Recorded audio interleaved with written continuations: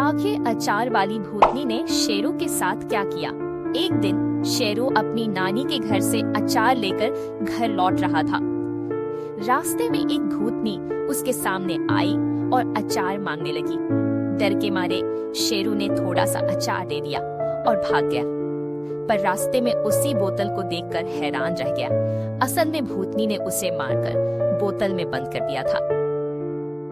ये कद्दू से ये क्या निकली। शेरू ने अपने खेत में टमाटर की फसल लगाई थी। एक शाम फसल देखते वक्त उसकी नजर एक अजीब कद्दू पर पड़ी। सोच में पड़ गया कि टमाटर के खेत में कद्दू कहाँ से आई, लेकिन फिर भी उसे घर ले आया।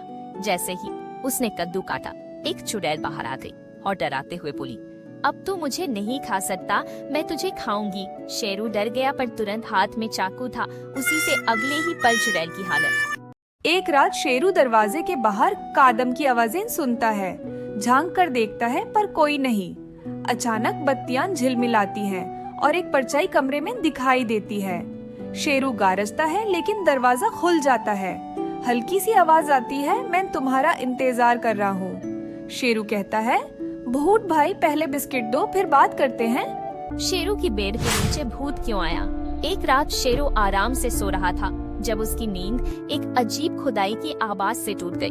खिड़की से झांक कर देखा तो बगीचे में एक भूत एक आदमी को गड्ढा खोदकर दफना रहा था। भूत ने शेरू को देख लिया और उसके कमरे में आ गया। डर के मारे शेरू सोने का नाटक करने लगा और भूत तभी दीवार पर डरावने अक्षर में कुछ लिख रहा था। सुबह शेरू ने दीवार पर लिखा देखा, मैं जानती हूँ तुम नहीं सोए हो, मैं फिर आऊंगा। शेरू का दिल जोर से धड़कने लगा।